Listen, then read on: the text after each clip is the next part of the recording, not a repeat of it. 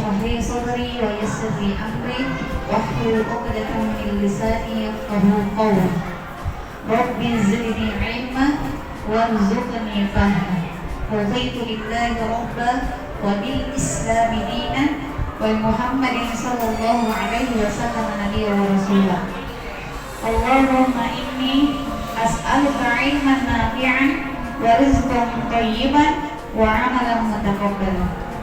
Baik Bapak Ibu yang saya hormati, pertama-tama saya mengucapkan banyak terima kasih karena pada kesempatan ini masih bisa berkumpul di tempat ini hanya untuk melaksanakan kegiatan saya sebagai calon guru penggerak, yaitu penindasan atau diseminasi aksi nyata saya, yaitu budaya positif. Nah, kegiatan ini sangat bermanfaat bagi saya karena ini adalah bagian dari proses pendidikan saya sebagai calon guru penggerak angkatan 9. Selain itu, ini juga menjadi bagian dari sekolah kita terhadap materi-materi budaya positif yang sudah diterapkan di sekolah kita. Baik Bapak Ibu, untuk menghabiskan waktu, saya langsung saja memaparkan materi tentang budaya positif. Yaitu yang pertama, budaya positif di sini adalah terdapat 6 materi, 6 konsep, yaitu yang pertama perubahan paradigma, yang kedua konsep disiplin positif dan teori motivasi, yang ketiga keyakinan kelas, yang keempat pemenuhan kebutuhan dasar manusia, yang kelima 5 posisi kontrol, dan yang terakhir adalah segitiga restitusi. Nah Bapak Ibu yang saya hormati, semua konsep budaya positif ini saling berkaitan. Antara perubahan paradigma sampai dengan segitiga restitusi itu sangat berkaitan. Baik, yang pertama, konsep yang pertama adalah budaya positif merupakan perwujudan dari nilai-nilai kebajikan universal yang diterapkan di sekolah kita. Nah, nilai-nilai kebajikan di sini adalah berkaitan dengan profil pelajar Pancasila kita, di mana kurikulum Merdeka sudah ada P5 ya. Jadi di mana nilai-nilai P5 itu yang pertama beriman dan bertakwa kepada Tuhan Yang Maha Esa dan berakhlak mulia. Yang kedua gotong royong. Yang ketiga, apalagi yang ketiga? Kreatif. Yang keempat mandiri. Yang kelima berkebinekaan global. Dan yang terakhir adalah apa yang terakhir?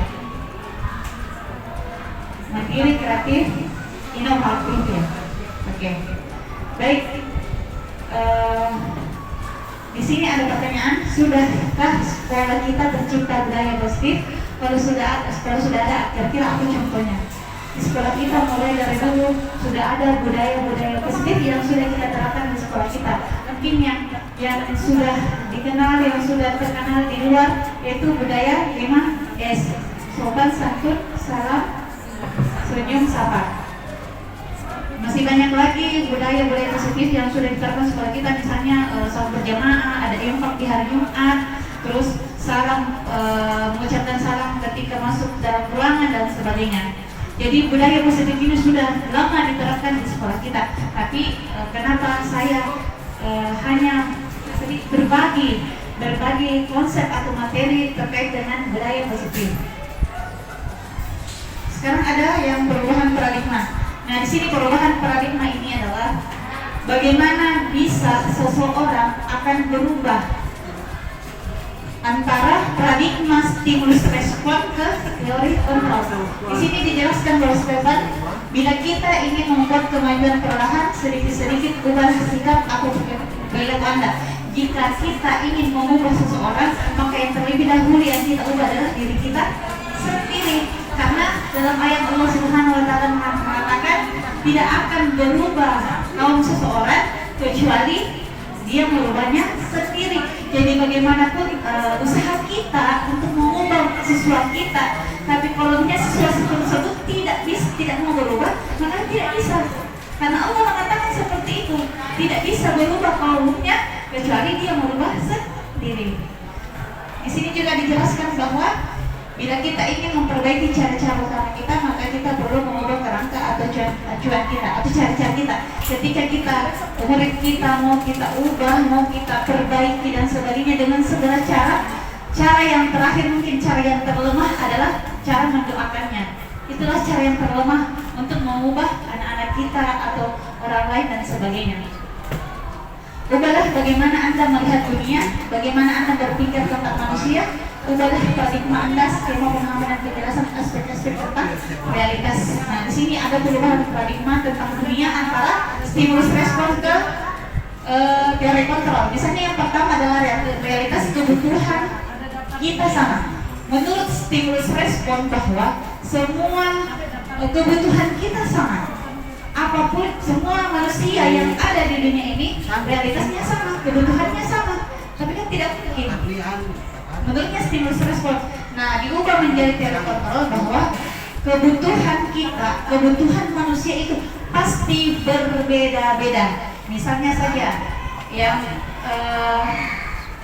kembar, anak yang kembar saja pasti beda kebutuhannya. Apalagi ini kita berbicara tentang pandangan tentang dunia.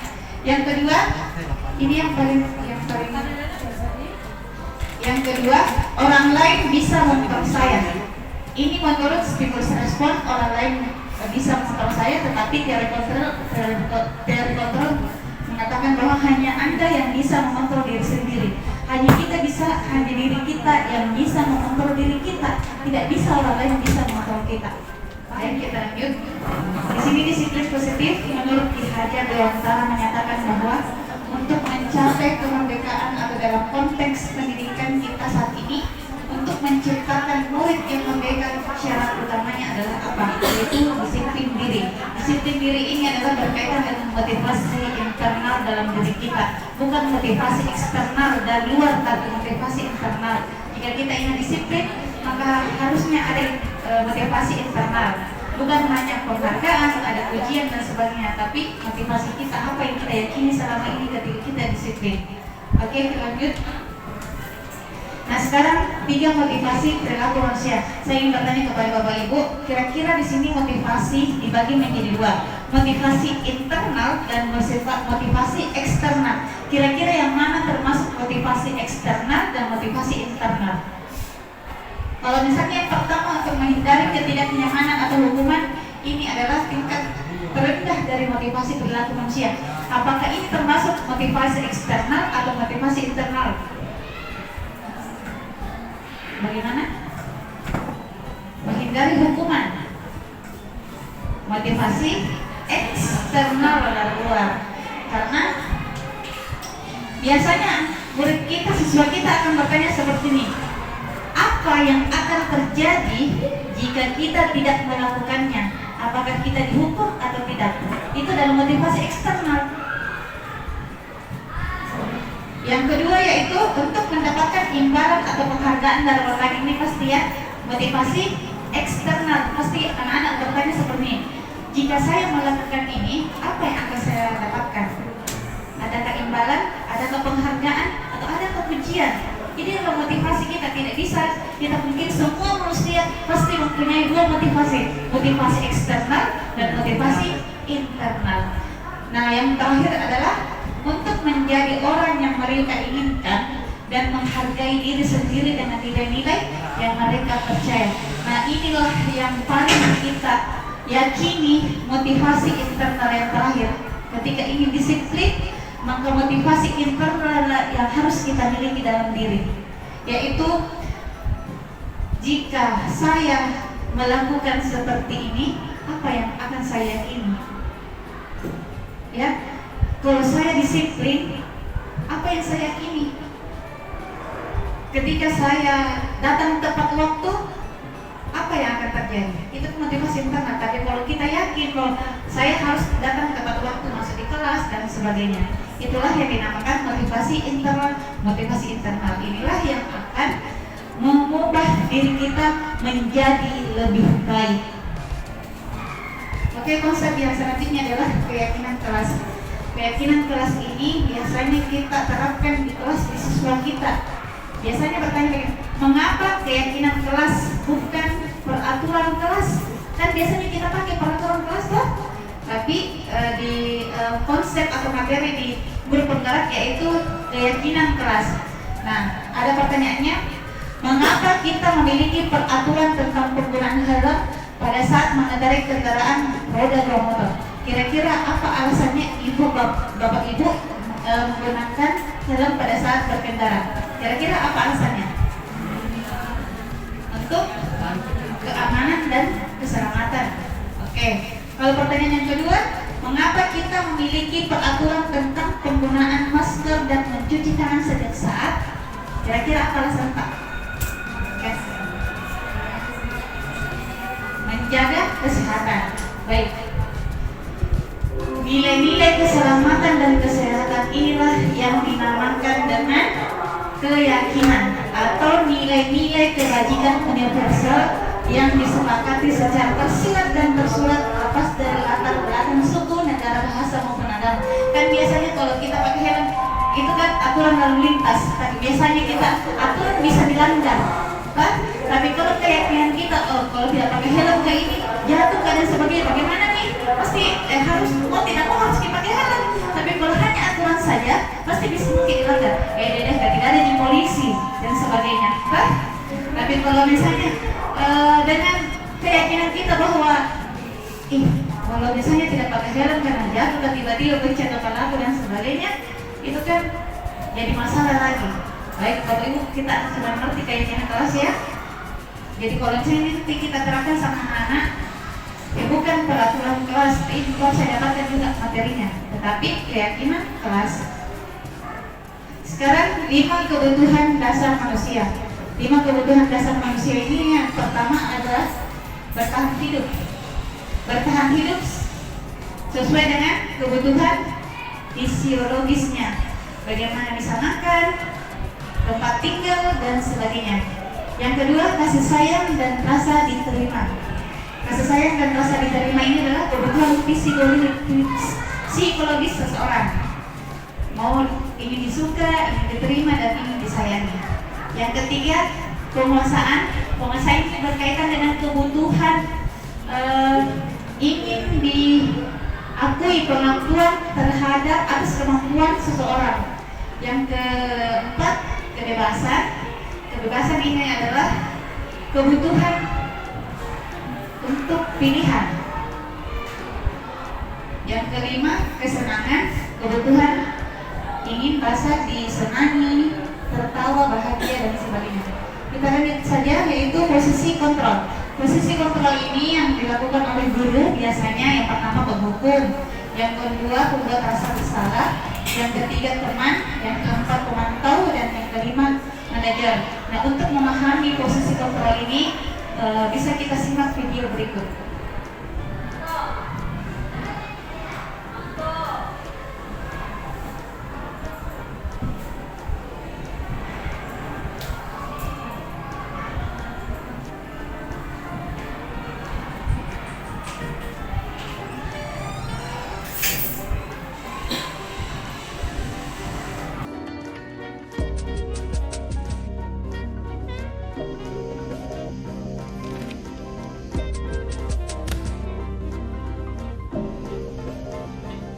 Naren! Sini kamu! Selamat pagi, Bu. Selalu terlambat. Kamu deh, pasti terlambat. Maaf, Bu. Saya... Apa? Apa coba? Alasan kamu apa lagi? Kapan sih kamu tidak terlambat? Malas sekali ya kamu jadi anak. Saya... Dasar pemalas. Gak kapok-kapok sih kamu. Sudah berapa kali terlambat? Sana, kamu keliling lapangan basket 2 kali. Kenapa saya harus keliling lapangan basket, Bu? Kenapa? Kamu mau lawan ibu? Berani-beraninya jawab. Sudah terlambat, masih berani jawab pula. Sekarang, keliling lapangan basket 5 kali sekalian. Biar kapok. Cepat. Pergi sana ke lapangan basket.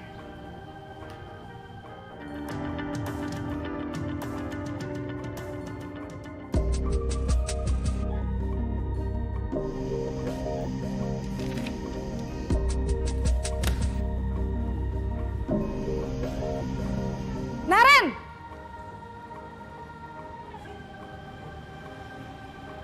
Selamat pagi, Bu. Naren. Kamu kenapa terlambat lagi, Nak? Ya Tuhan, Naren. Kamu senang ya bikin ibu susah ya? Kalau kamu terlambat lagi, nanti ibu yang ditegur bapak kepala sekolah, Nak. Disangka ibu tidak bisa membina kamu. Duh, gimana ini? Maaf, Bu. Duh, Gusti Naren. Kamu suka ya kalau ibu ditegur bapak kepala sekolah? Terus, sekarang ibu harus tulis apa ini di buku absen? Ini kamu sudah sering terlambat loh. Ibu harus apa coba? Maaf, Bu. Maaf sekali. Ya sudah, lain kali jangan bikin ibu susah lagi ya, Nak ya. Ibu tidak akan kuat lagi kalau kamu begini terus. Bisa jantungan kalau ibu ditegur bapak kepala sekolah. Sana cepat ke kelas. Maaf ya, Bu. Maaf sekali.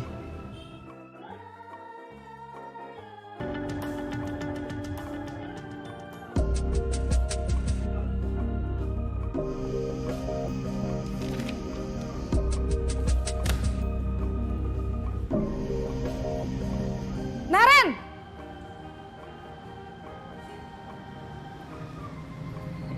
Selamat pagi, Bu.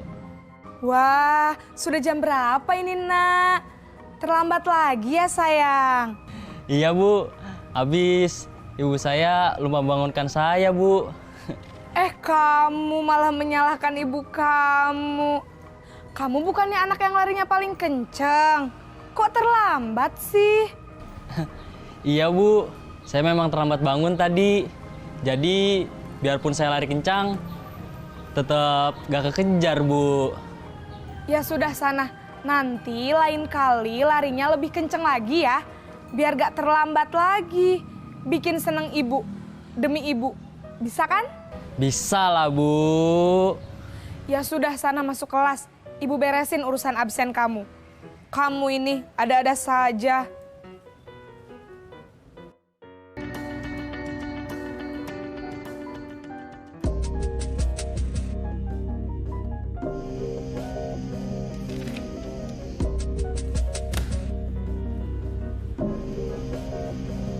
Naren!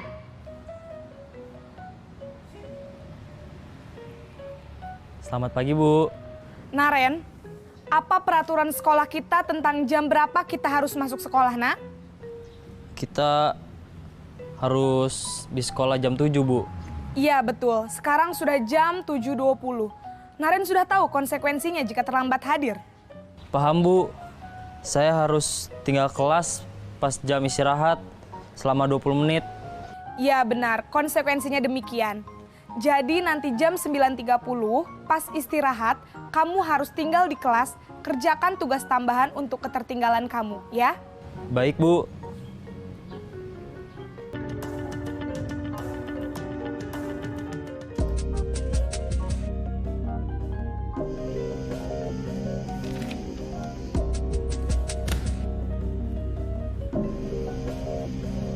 Naren!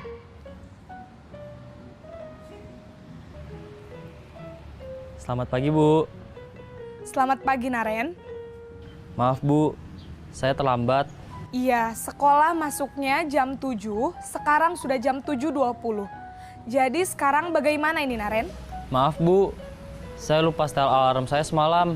Baiklah, menurut kamu, keyakinan sekolah yang mana yang perlu kamu tingkatkan? Menghargai diri sendiri dan orang lain mungkin ya, Bu. Setuju. Jadi, apakah Naren meyakini prinsip saling menghormati tersebut? Iya, Bu. Saya meyakininya. Apakah Naren bersedia memperbaiki masalah keterlambatan ini? Bersedia, Bu. Bagaimana kamu akan perbaiki masalah keterlambatan ini? Saya akan coba untuk tidak lupa menyetel alarm saya, Bu. Baik, kalau Naren lupa menyetel alarm di rumah, ada orang yang kira-kira bisa bantu mengingatkan tidak? Ada, Bu. Kakak saya, Kak Ema. Ada lagi selain Kak Ema? Selain Kak Ema, ada ibu saya. Baik, jadi yang mengingatkan Naren adalah Kak Ema dan ibu kamu ya? Kira-kira akan mulai setel alarm kapan nih, Naren? setelah pulang sekolah akan segera saya lakukan. Baik, jadi Naren akan setel alarm untuk bangun besok pagi dan akan diingatkan oleh kakak dan ibunda Naren ya. Ada lagi yang mungkin perlu dilakukan Naren? Agar tidak terlambat bangun lagi. Tidak ada, Bu. Baik Naren, terima kasih untuk kerjasama kamu. Sekarang kamu perlu kembali ke kelas untuk belajar. Baik, Bu. Terima kasih.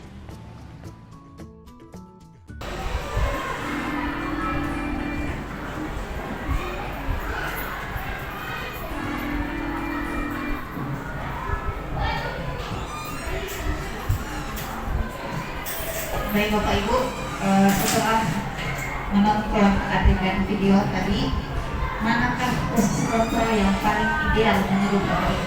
Yang paling bagus yang dilakukan oleh guru piket kepada Naren? Posisi manajer, oke bagus. Posisi manajer inilah yang bisa memotivasi internal, karena yang pertama dia menanyakan keyakinan sekolah kita apa, aturannya seperti apa. Tidak langsung marah-marah dan tidak langsung menghukum lari 10 kali lapangan dan sebagainya. Ya, jadi ketika anak kita berbuat salah dan sebagainya, jangan langsung memukul, jangan langsung menghardik dan sebagainya. Tapi kita tahu apa alasannya dan sebagainya. Baik Bapak Ibu, sekarang kita lanjut materi yang terakhir, yaitu tentang segitiga restitusi. Segitiga restitusi ini mungkin istilah restitusi sudah diterapkan di sekolah kita semester lalu. Yang kenaikan kelas yang kurang nilainya di siswa tersebut itu dilakukan restitusi selama 2 minggu. Jadi istilah restitusi tidak lazim lagi di telinga kita. Baik, segitiga restitusi itu adalah proses menciptakan kondisi bagi murid untuk memperbaiki kesalahan. Ya, seperti ada beberapa siswa kita yang lalu pada saat semester banyak nilainya yang tidak selesai, yang tidak bagus, maka dilakukan restitusi untuk memperbaiki selama 2 minggu. Ketika 2 minggu tidak selesai, tidak memperbaiki nilainya, maka dianggap tinggal kelas atau dikeluarkan. Gitu. Jadi sekolah kita sudah melaksanakan istilah restitusi. Segitiga restitusi ini ada 3, yaitu yang pertama menstabilkan identitas, yang kedua memvalidasi tindakan yang salah, yang ketiga adalah menanyakan keyakinan. Nah, di sini menstabilkan identitas pernah saya lakukan di sini di sekolah beberapa minggu yang lalu. Saya sudah mempraktikkan tentang segitiga restitusi karena itu adalah tugas saya. Jadi ada beberapa siswa yang terlambat di sekolah, yang terlambat masuk di kelas saya, dengan yang kedua yang bertengkar sama temannya gara-gara tidak kerja tugas. Ini yang saya lakukan adalah segitiga restitusi, yaitu yang pertama menstabilkan identitas. Ada videonya tapi saya lupa, masih simpan. Jadi yang pertama, setiap orang pasti pernah melakukan kesalahan, kamu bukan satu-satunya pernah melakukannya. Bagaimana caranya kita melakukan segitiga restitusi ini? Ini adalah contoh penerapan segitiga restitusi yang sudah saya lakukan. Arya, tadi Ibu dengar dari kepala kelas kamu sering datang terlambat ya? Ya Bu, menurut ingatan kamu, sudah berapa kali kamu datang terlambat? Sekitar 5 kali Bu. Kalau datang terlambat satu kesalahan bukan? Ya. Baik, berbuat salah itu manusiawi. Tidak ada manusia yang sempurna, tapi kita harus mengambil pelajaran dari kesalahan tersebut dan kita berusaha untuk memperbaikinya. Setuju? Setuju. Arya, kita cari solusinya ya. Ya Bu. Arya sering datang terlambat, pasti punya alasan. Kenapa sering datang terlambat? Karena saya sering mengajar sehingga saya terlambat lama. Arya masih ingat kan keyakinan kelas kita yang sudah kita sepakati? Ingat Bu. Kalau datang terlambat, apakah sudah sesuai dengan keyakinan kelas kita? Tidak Bu. Menurut kamu disiplin itu penting tidak? Penting Bu, karena saya disiplin, saya bisa datang tepat waktu dan menghargai waktu Bu. Baik. Itulah materi yang saya bawakan hari ini. Mudah-mudahan ada manfaatnya kita untuk semua. Mohon maaf jika ada kurang dan salah. Billahi bismillah, astagfirullah khairat. Assalamualaikum warahmatullahi wabarakatuh.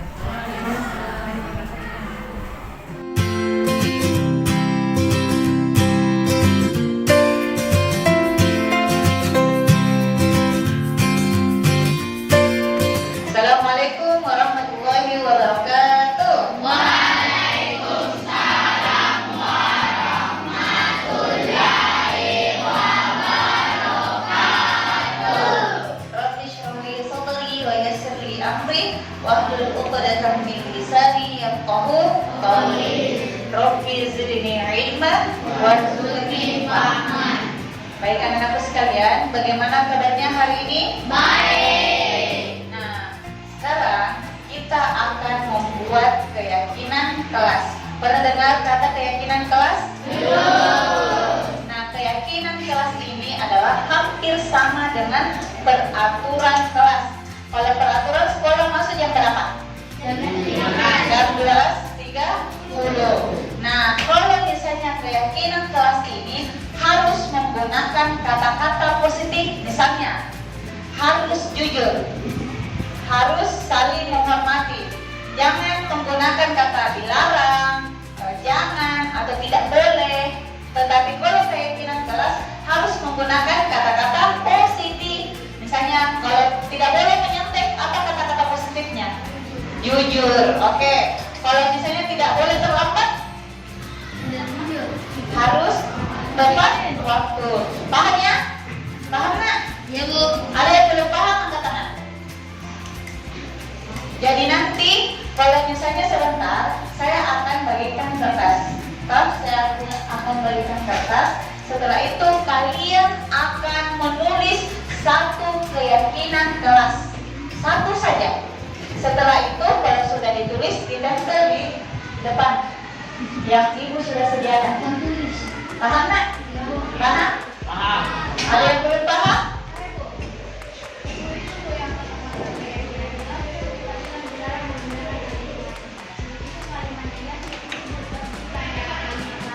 Larangan ya, dilarang membuang sampah.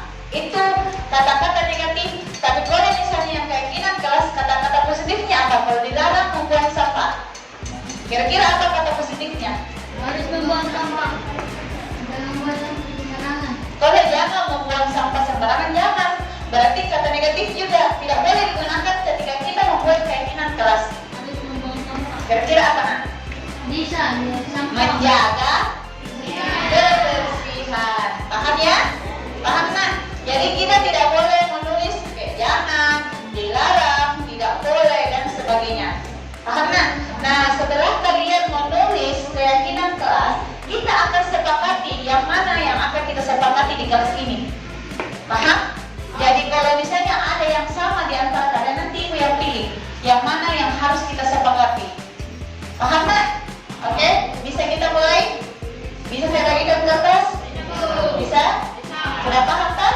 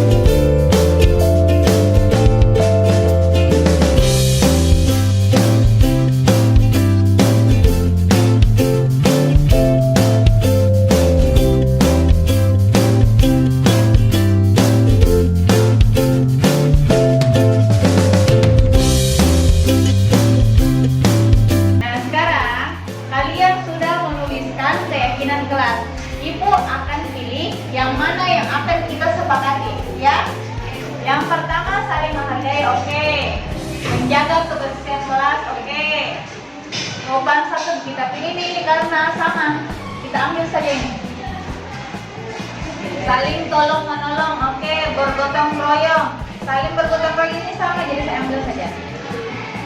Jaga kebersihan kelas. Saling menyayangi satu sama lain, oke.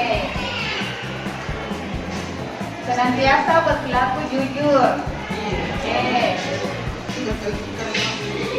Wajib beribadah serta berusaha, oke.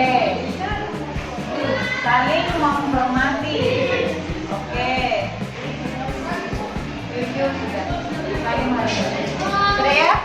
Jadi ada 9 kesepakatan keyakinan kelas yang sudah kita sepakati ya.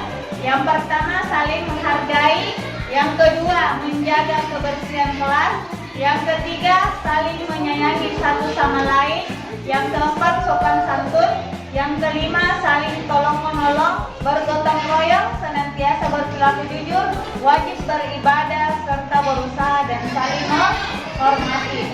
Jadi ini keyakinan kelas. Kita harus yakini supaya ada nilai-nilai yang harus kita tanamkan. Paham ya nak? Oke.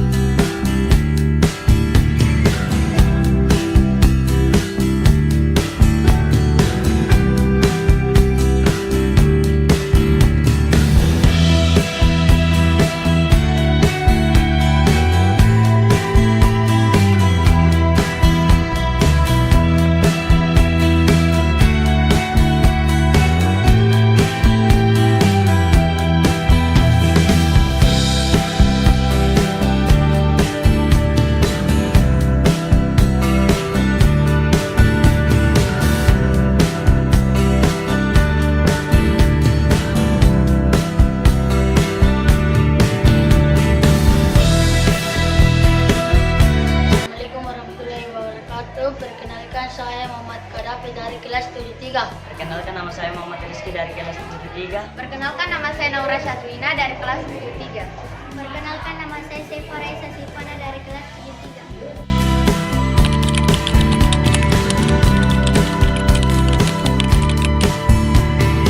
Senang sekali. Senang sekali. Sangat bersemangat. Sangat seru.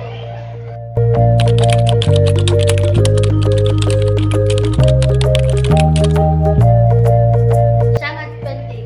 Penting sekali. Sangat penting bagi saya. Iya, sangat penting bagi saya.